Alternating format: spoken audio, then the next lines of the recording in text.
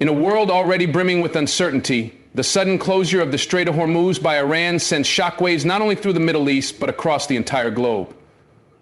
For many, this narrow stretch of water might seem like just another spot on the map, but in reality, it serves as a lifeline for the global economy, a bottleneck through which nearly a fifth of the world's oil flows.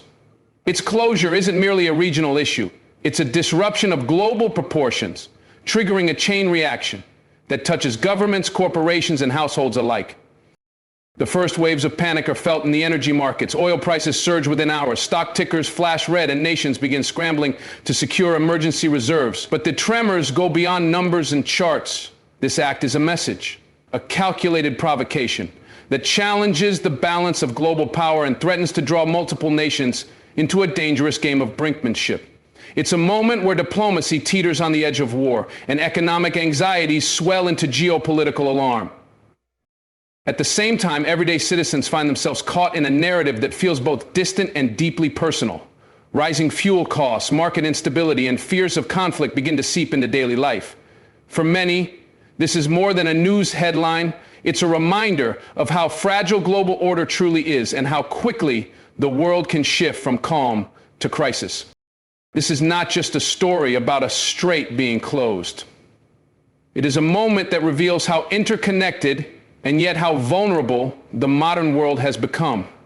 It forces us to confront hard truths about dependence, power, and the razor-thin line between order and chaos.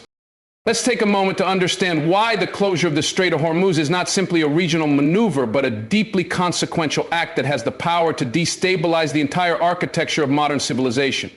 It is in many ways a perfect example of how tightly wound and interdependent our global systems have become, economically, politically, and even psychologically.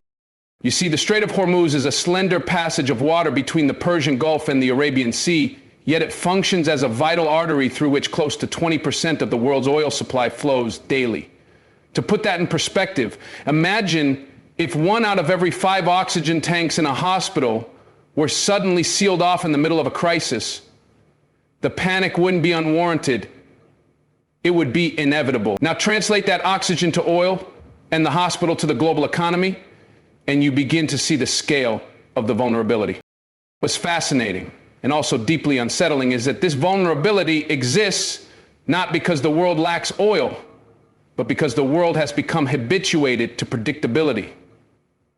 We assume almost unconsciously that certain things will always function, the market will open, the oil will flow, the dollar will remain stable. When one of these assumptions is shaken, the psychological ripple is immediate and often far more damaging than the material disruption itself. Iran's decision to shut down the strait is more than a physical obstruction. It is a symbolic rupture in the illusion of stability. It's a declaration not just to its regional adversaries, but to the world that it holds a lever powerful enough to disrupt the economic metabolism of industrial civilization. And the world reacts accordingly. Energy prices don't merely rise, they spike. Markets don't just dip, they plunge. Political leaders don't calmly recalibrate. They scramble, deflect, and brace. Now think about the layers of response this generates.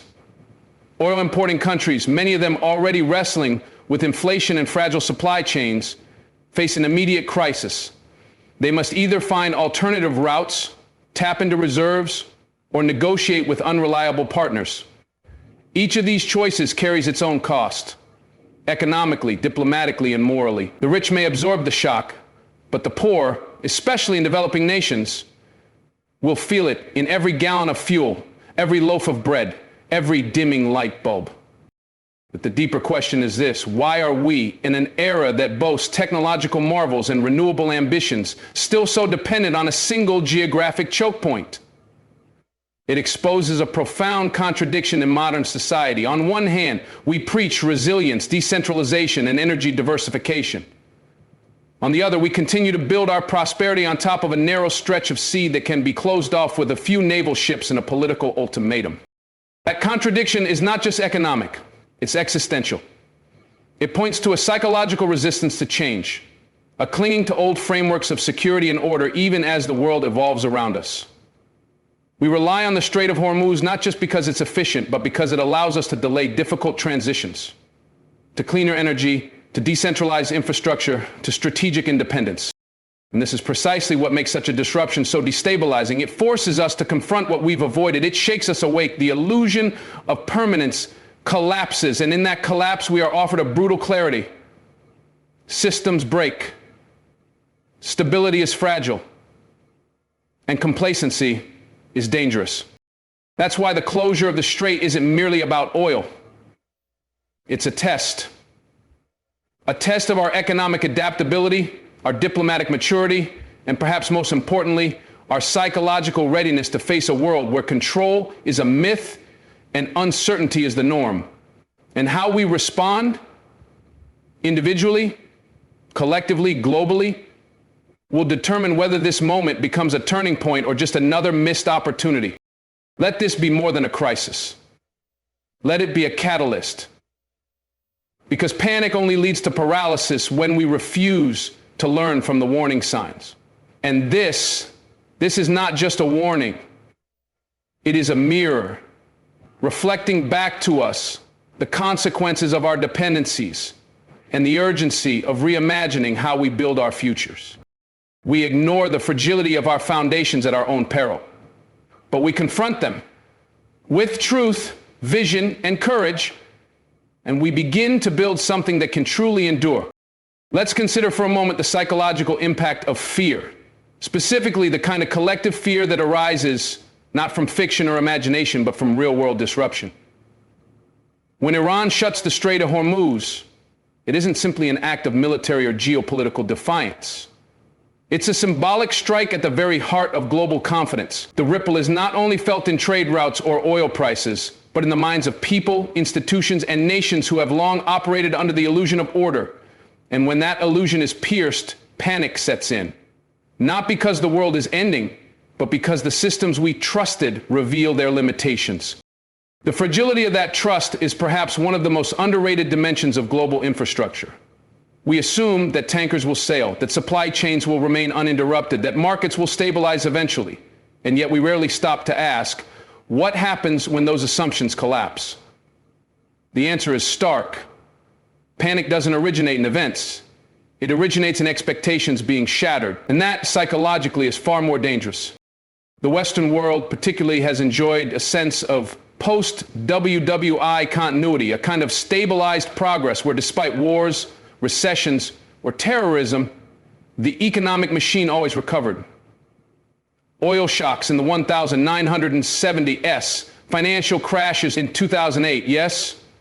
They left bruises, but the larger narrative remained untouched. The system somehow always corrected itself. But what if that narrative is no longer adequate? What if we're entering a world where correction is not guaranteed, where disruption becomes the norm rather than the exception?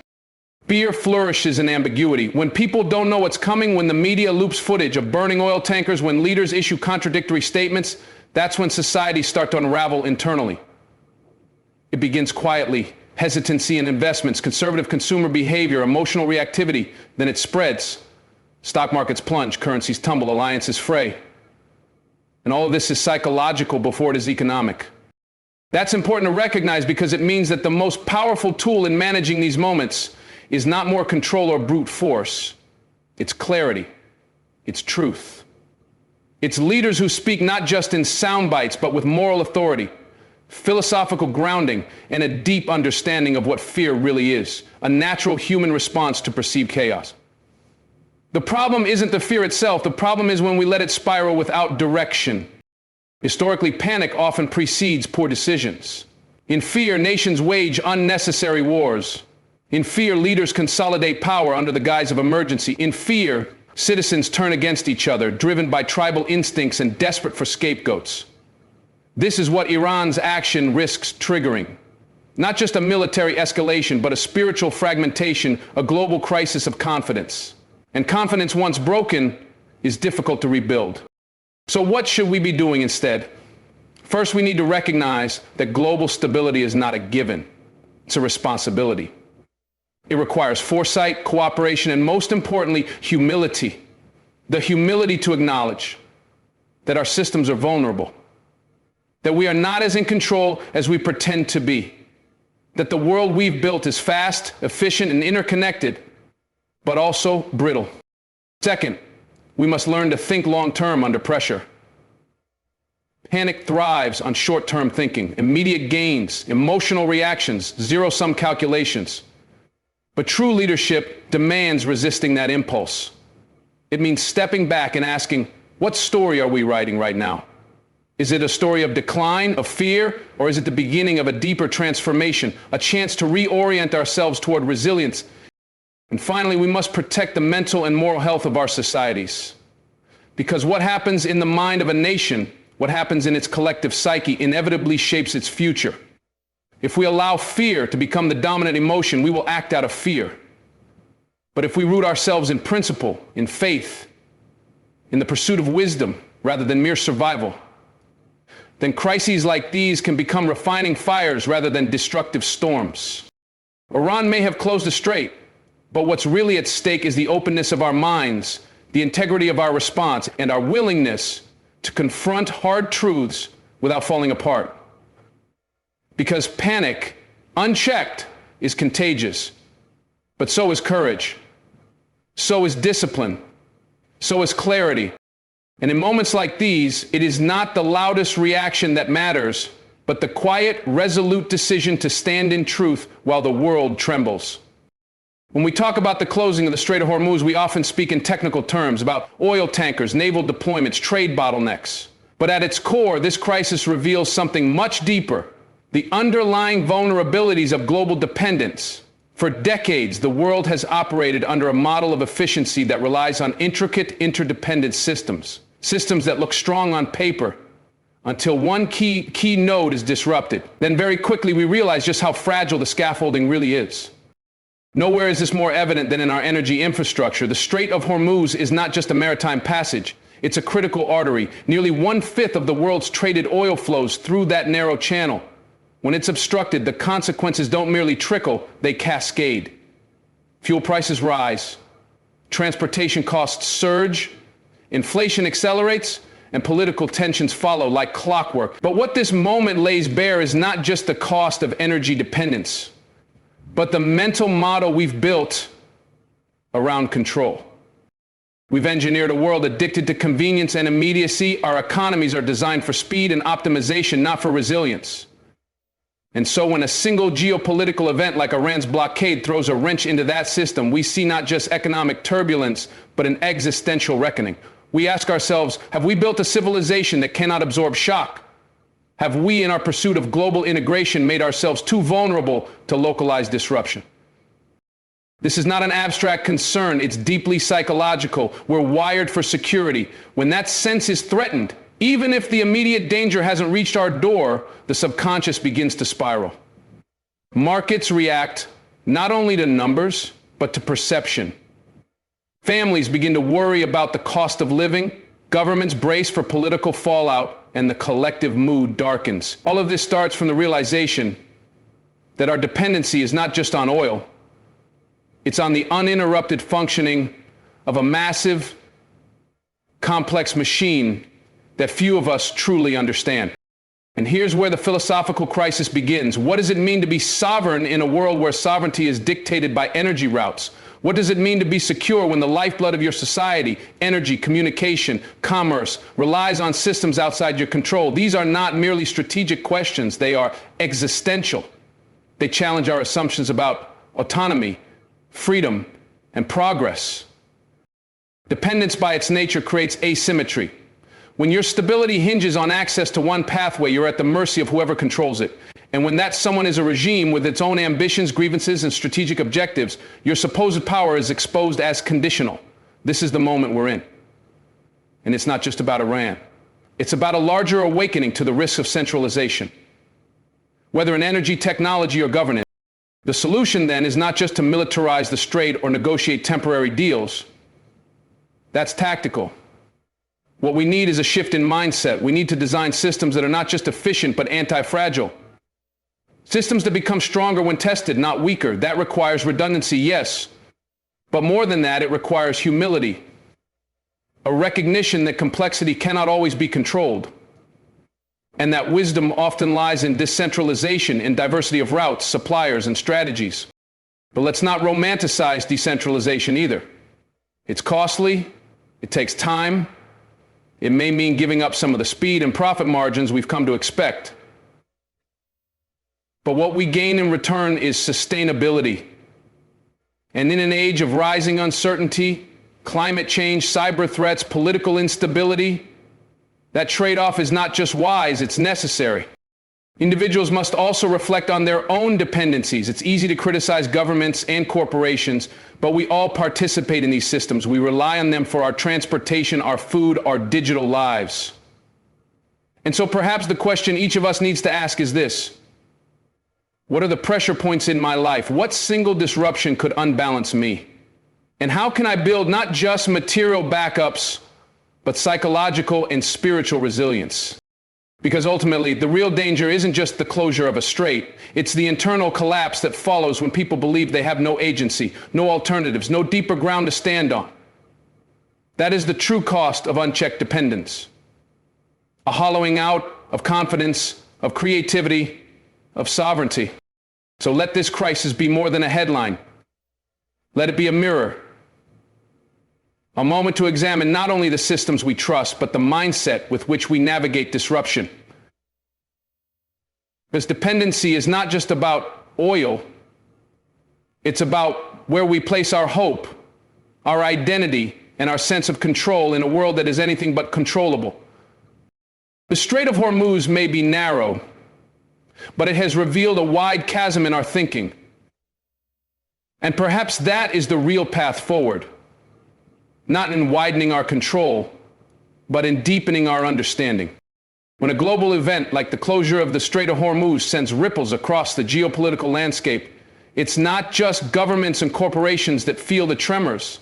It's the individual, the citizen, the everyday person who is left to interpret the chaos, absorb the impact, and carry the psychological weight of uncertainty. And this is what we often overlook in times of international tension.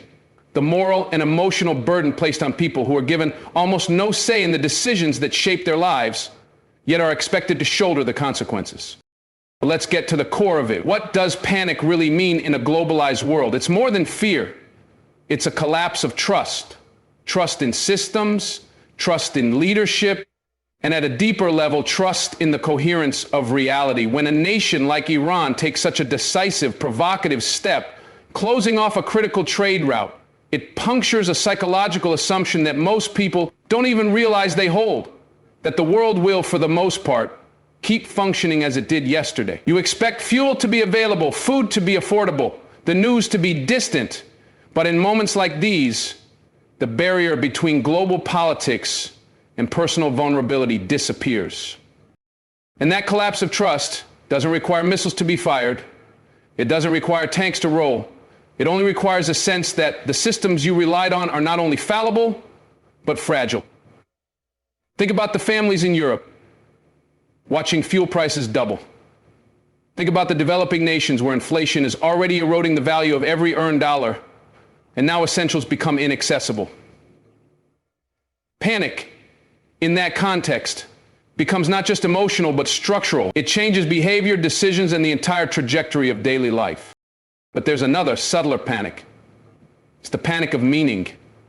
When events seem too large to grasp, when your efforts to live a good and ordered life are disrupted by forces beyond comprehension, existential questions emerge. Why does this matter so much? Why are we so vulnerable? Where is justice in a world that can be destabilized by a strait of water on the other side of the planet? These aren't just questions of policy. They're questions of worldview. And if those aren't answered, the void they leave behind becomes filled with bitterness, tribalism, cynicism. So how do we respond, not geopolitically, but morally? We start by acknowledging that we are all stakeholders in this moment, not passive recipients of news, but active participants in shaping how we interpret and respond to crisis. Because while we can't control whether the strait is open, we can control how we think, speak, and act in response to that closure. The psychological resilience of a society depends on its collective narrative. Do we interpret hardship as the end of stability, or as the beginning of wisdom. That's where philosophical clarity becomes essential. This is not just about oil or tankers or Iran. This is about what it means to live in a fragile, interconnected system. And we have a choice. We can either become more divided, blaming, retreating, panicking, or we can use this moment as a catalyst for deeper responsibility. Not just from governments or institutions, but from communities and individuals who recognize that resilience starts at the level of values. We need to recenter the conversation around what actually stabilizes a society, not just energy independence, but psychological fortitude, not just military deterrence, but moral coherence. And that starts by refusing to be ruled by fear. Because panic is contagious, but so is courage. When people see each other responding with clarity, with discipline, with grace under pressure, they begin to mirror that behavior. The social fabric becomes reinforced, not frayed. And let me be clear, this is not about pretending the crisis isn't real. It is. But acknowledging reality isn't the same as surrendering to despair. In fact, the most powerful way to resist global instability is to become radically local in your mindset. Invest in your family, in your neighborhood, in your capacity to support others. That's not small thinking. That's foundational thinking. That's how you build the base of a civilization that doesn't collapse when a supply chain does. The world may be shaken by the closing of a strait, but your world, your inner world, doesn't have to collapse with it. That's the essence of mature citizenship in the modern age. To be aware, but not consumed. To be engaged, but not reactive. To be responsible, even when the people in power are not. So in the face of panic, let your life be a counter-narrative. Let it be a still point in a turning world. Because when chaos shouts, stillness becomes the loudest voice. And when the world asks, what now? Let your answer be one of strength, not fear. Of clarity, not confusion. If a single waterway can shake the world, imagine the impact of a single soul who refuses to be shaken. Be that soul. What we've uncovered through this journey, through geopolitics, economics, psychology, and human responsibility, is a deeper truth about the world we live in. It is far more fragile than most would dare admit, yet far more resilient when ordinary people choose to respond with courage instead of fear. The closure of the Strait of Hormuz is not just an oil crisis or a military maneuver. It's a mirror reflecting back our deepest assumptions about safety, control, and meaning. In moments like this, panic becomes a test of perspective, and perspective, if rooted in wisdom, can transform crisis into clarity. We must stop outsourcing our emotional responses to the media cycle and start reclaiming ownership over our minds, our communities, and our values. Because while nations may clash and markets may tremble, the strength of a society has always been built on the character of its people. The world will always present threats. That will never change. But how we meet them, how we choose to think, to act, to lead, to hold steady when everything around us shakes, that is where transformation begins. Not with rage, not with despair, but with principled calm. So as the headlines rage and fear escalates, ask yourself this: will I be another echo of the chaos? Or will I become a voice of reason in the storm? The world doesn't just need power right now, it needs poise. Be that. Be unshaken. Be the anchor when the tide rises.